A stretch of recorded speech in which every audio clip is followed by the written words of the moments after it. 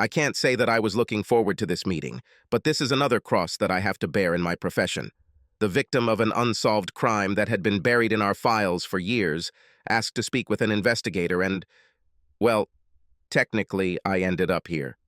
But without witnesses to the crime itself, and without any additional evidence that has emerged in the years since the crime was committed, and it is doubtful that they will ever appear, then I was afraid that this case would become one of many that would forever remain among our unsolved files. "Mr. Thomas, good morning. Please have a seat," I said when the gentleman was shown into my office. "Good morning, Sergeant," he answered officially, placing his briefcase on the floor next to him and sitting down on the chair I indicated. "Well, sir, I understand that you are wondering if we have made any progress in your case." "Yeah. Well, I'm just a little curious." I looked at the unimpressively thin folder of papers lying on the table in front of me. At one time, I was not part of the original investigative team, but in preparation for this meeting, I carefully studied the documents.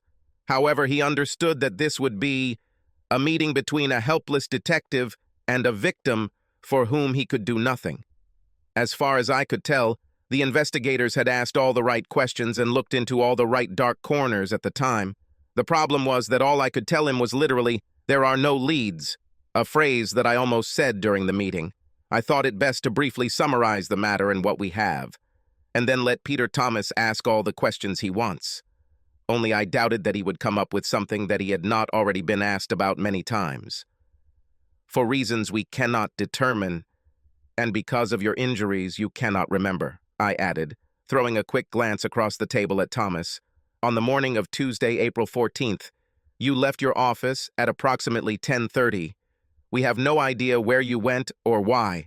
However, by 12:30 or so, you found yourself on the landing of the lower level of a parking lot in the city center. Two ladies. By the way, their parking ticket was issued at 11:22. Were entering the stairwell on the 5th level, we believe, at 11:30, when they heard what they quite correctly believed to be several gunshots. Frightened by the sounds, they ran back to the 5th level and called the police on their mobile phones. Officers arrived on the scene at 11:40, and you were quickly found lying on the landing between the 1st and 2nd levels with 3 bullet wounds, 1 in the head and 2 in the chest. Your wallet, watch, rings, car keys, and even change from your pockets were stolen. No one saw your attacker or attackers or anyone else acting suspiciously in the parking lot, either before or after you were attacked. I'm sorry to say this, Mr. Thomas, but there was very little interest there. I've read the dossier, and to be perfectly honest with you, sir, there were no witnesses, so we have nothing to go on. So you stopped looking? Oh, no, sir, the case remains open. And if the weapon... By the way, it was a .35 caliber automatic pistol, probably what Americans like to call a Saturday night special, a cheap pocket pistol. Not particularly powerful, and to that fact alone you probably owe your life.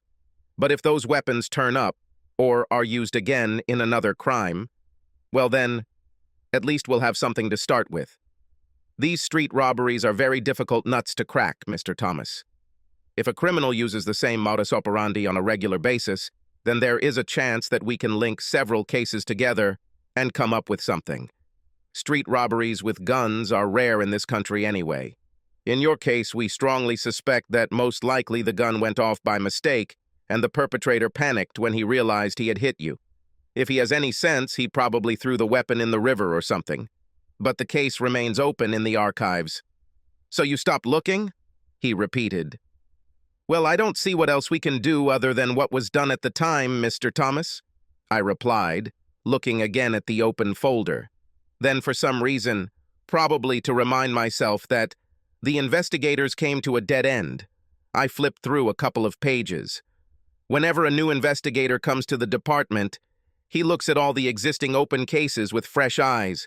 Well, you know, I came to you myself last year. We were hoping that you might be able to remember some details of your movements that morning. But as you know, we studied.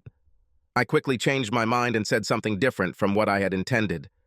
We studied everyone who might have a grudge against you, but there was nothing there. We even went so far as to contact insurance companies to find out if it was But the only major policy in your life was not suspicious in nature. You only took out too many years ago to cover your mortgage and, well, the same standard policy that I took out in my own life to take care of my family if something unexpected happened. Sir, the officers on the case at the time could do absolutely nothing. They were forced to conclude that this was just a random robbery. I'm sorry, but I have to admit that unless some further evidence comes to light that shows that this is not the case, I very much doubt that the case will ever be solved. After carefully reading the report, I truly felt sorry for this man. The 3 wounds he received were serious, and if the weapon had been of a larger caliber, the one inflicted on his head would certainly have been fatal. Be that as it may, he remained in a coma for 3 years, on life support, and doctors assured him that he would never come out of it. In fact, after 8 months and by court order, the life support machine was turned off. But Peter Thomas surprised the charlatans by continuing to breathe. However, they said that with such little brain activity. Well, the doctors thought that he would remain in a coma forever, and even if he did wake up, he would probably be little more than a head of cabbage. At one time, an attempt was made to obtain a court order allowing Peter Thomas to be taken off life support, but this was denied. Nowhere in the file was it stated who applied for the order, nor was there any indication of who or what organization objected to it. Unfortunately, from a police officer's perspective, there is rarely an aha moment in this scenario. Debates often involve a variety of people on both sides, family members, doctors, and even hospital management, or to be more precise and hidden behind a lot of chatter, their accountants, can all influence the decision to apply for such an order. After 2 years, even his family seemed to have given up hope that Peter Thomas would ever regain consciousness. While visiting her husband in the hospital, his wife apparently became friends with a man named William Bowman. Bowman's wife was admitted to the same hospital with acute liver failure caused by excessive self-administration of para-acetaminophenol. This is a routine paracetamol tablet for the likes of you and me, and the most common cause of liver failure in the UK and many other countries I can think of. Apparently, it wasn't a suicide attempt or anything like that. By all accounts, Bowman's wife was a bit of a hypochondriac and, well, let's just say a little delicate mentally, and at the same time, she was quite a vulnerable person. It was established, yes, the officers in the Thomas case were considering all possible options, even at this late stage, that William Bowman's wife had accidentally overdosed on paracetamol. There was nothing in the files to indicate when exactly the affair began between William Bowman and Mrs. Thomas, and there is no indication that William Bowman and Mrs. Thomas even knew of each other's existence before they encountered each other at the long-term care facility. However, after Bowman's wife died, he and Mrs. Thomas began to keep in touch. Bowman often sat with Mrs. Thomas at her husband's bedside during her long vigils. Eventually, the inevitable happened. They fell in love. Mrs. Thomas divorced her husband and then married William Bowman. The officers on the Thomas case took another close look at Bowman and Mrs. Thomas, but could find nothing to indicate that either of them knew of the other's existence until Mrs. Bowman first suffered liver failure. How do I know all this? Because it was all in Peter Thomas's file. Only because we officially considered the attack on him a robbery. This should not be taken to mean that we have turned a blind eye to all other possible scenarios. Another 18 months or almost 2 years passed before Mr. Thomas, against all medical advice, emerged from his coma. After receiving this news, officers were at his bedside for several hours. But let's start with the fact that Peter Thomas suffered from acute amnesia and remembered very little about his adult life. Over the next months, most of his memories gradually returned. I was glad I wasn't involved with him in this case when he recalled his marriage in detail, and, heck, he obviously knew that his wife divorced him while he was in a coma, even before I remembered that they were married. The doc had the pleasure of informing him of this fact. But wasn't I glad I wasn't around during this revelation? So you see, Mr. Thomas, unless a witness or some new evidence turns up somewhere, or you won't recover some memories of what exactly happened on that particular morning. I'm sorry, but I highly doubt we'll ever make any further progress on this matter. I was kind of hoping that this would be the end of the interview, but Peter Thomas had a strange look on his face that made me ask, "You didn't remember anything else, did you?" "No, but I think I've found some evidence. Well, I guess you could say I've actually found a witness." He smiled back at me, and then his expression turned grim. Peter Thomas took his briefcase and placed it on his lap. Opening it, he took out a framed photograph and handed it to me for me to look at. I was slightly surprised to find that the photo was of his daughter and her husband on their wedding day. I even thought I remembered seeing her before when I visited their house, getting acquainted with the Thomas case. When taking on a cold case, standard procedure is to re-interview all possible witnesses, just to make sure nothing has been overlooked. Your daughter and her husband. I said so that Peter Thomas would understand that I recognized his daughter. A very beautiful young lady. Thank you. What do you think of the jewelry she's wearing? Dear ones, real diamonds, aren't they? Yes, my wife. At least 50 grand at today's prices. Impressive. I hope they are in a safe place. I had a second safe hidden in my house to store them. I bought the pendant for my wife for our 5th wedding anniversary. Lucky girl, my wife would kill for such a pendant. The strange expression appeared on Mr. Thomas's face again.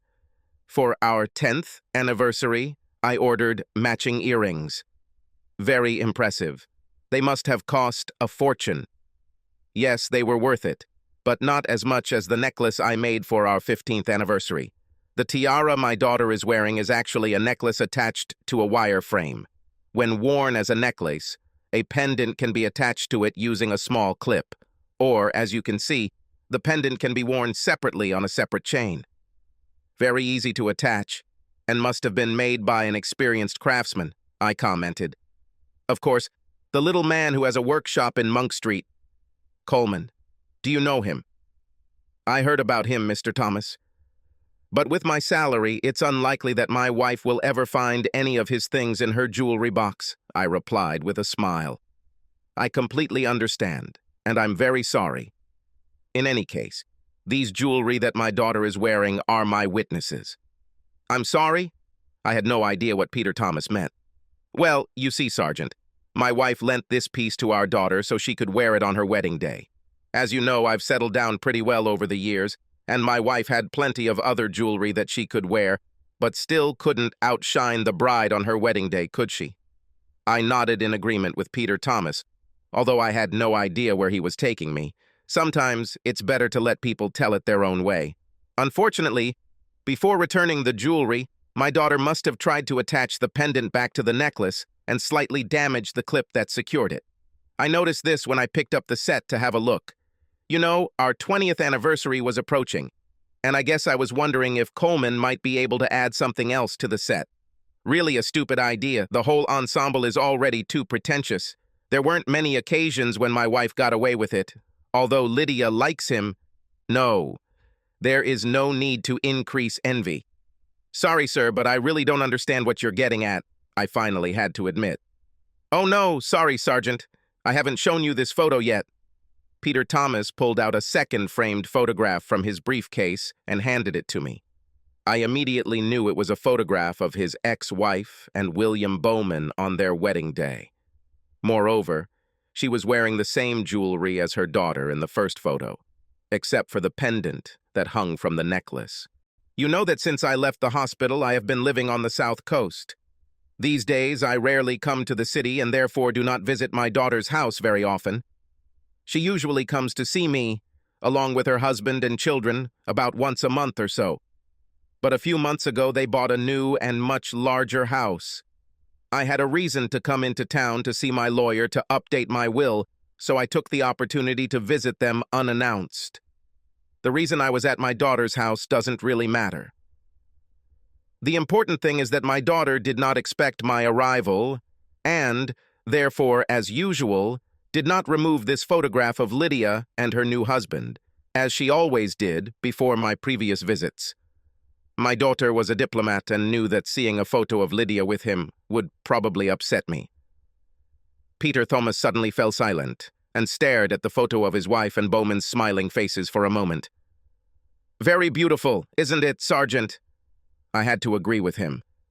But, unfortunately, she is also quite vain, and perhaps this will lead to her downfall. Excuse me, Mr. Thomas? Necklace, Sergeant. In this photo, the pendant is attached to it. I told you the clamp was broken. Come in, Mrs. Tom. Excuse me, Mrs. Bowman, aren't you? Sit down, please. Sergeant, why was I so rudely called here like this? Your officers needlessly embarrassed me at my place of work, she replied, clearly annoyed. My apologies, Mrs. Bowman, but recently, certain evidence has emerged of an attempt on the life of your first husband. She was good. I give her credit. However, there was no mistaking the momentary flash of apprehension that flashed across the lady's face before she shot back at me. What are you talking about? Peter was accidentally shot by a robber. I was assured of this by the officers at the time. Based on the evidence they had at the time, that was the most likely scenario, Mrs. Bowman. However, you never know when known evidence, or even a new witness suddenly emerging, will lead us in a different direction. Or someone has been considered in the past, even several times, but we did not realize its significance, I replied. I don't understand. I'm sure you'll understand very soon, Mrs. Bowman. I reached out and pressed the start button on the recorder. Then, out loud for recording, he identified himself and the male officer sitting next to me, taking notes, as well as the time and date, then asked Mrs. Bowman to introduce herself to the microphone. I must say that, in a matter of moments, she went from a very combative woman to a rather anxious one. Having completed the formalities, I showed Mrs. Bowman a copy of the photograph of her and her second husband on their wedding day, and asked her to confirm that this was indeed what happened. Yes, of course it is. What does this all mean, Sergeant? She answered. Just some unfinished business that has recently left us a bit confused, Mrs. Bowman. This is what I need to clarify now, that's all. So, am I correct in assuming that all the jewelry you are wearing in this photo was bought by your first husband? Yes, for different wedding anniversaries. And is this the same jewelry that your daughter is wearing here, in this photograph? I showed Mrs. Bowman a copy of another photograph that Mr. Thomas had provided us with. Yes, that's right, she assured me. Tell me, Mrs. Bowman, did you happen to have any reason to wear any of this jewelry during the 3 months between your daughter's wedding and the time Mr. Thomas was shot? No, my daughter returned them and they were put back in my jewelry safe. Peter installed the safe. He was paranoid that we might get robbed one evening while we were away.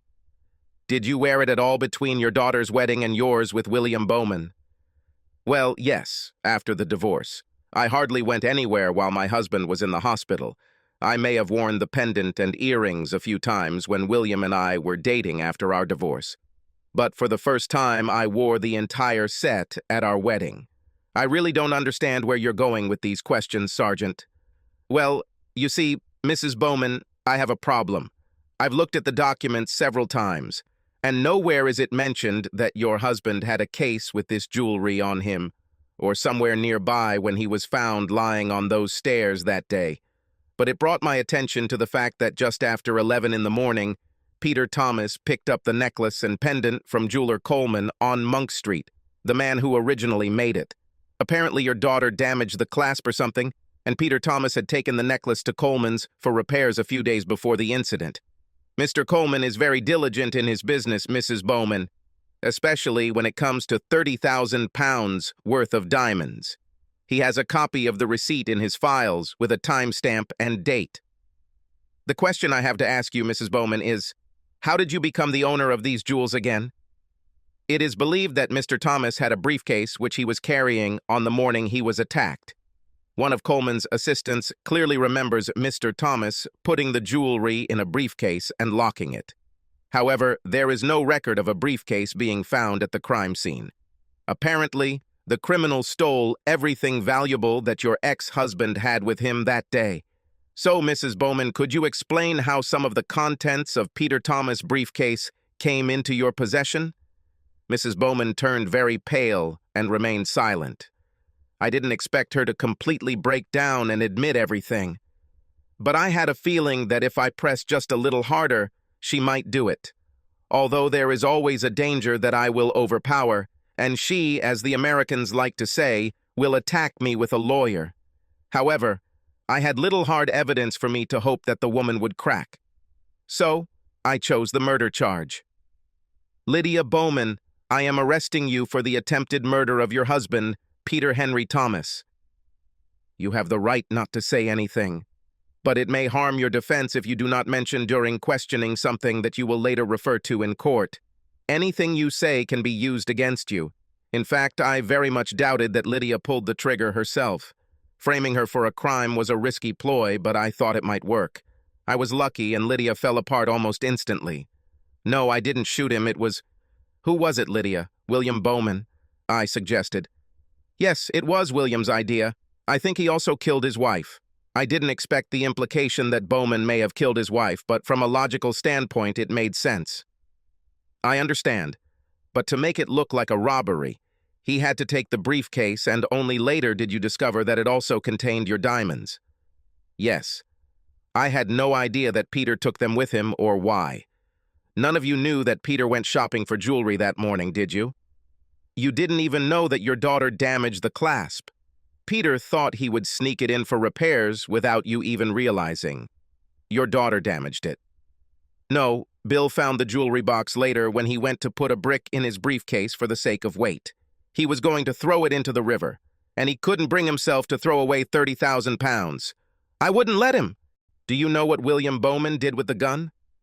No, I have no idea, although... But what, Lydia? Bill has a storage room somewhere. The apartment is not registered in his name, and he pays rent in cash. I have no idea what he keeps there. Whether we'll find a gun in this vault is anyone's guess. But I'm pretty sure we'll still get a conviction on Mrs. Bowman's second confession. Subscribe to our channel so that your second chaff doesn't cheat on you, and go ahead and listen to the next story, because this story is nothing compared to the next one. If you're under 18, don't even think about listening to the next one.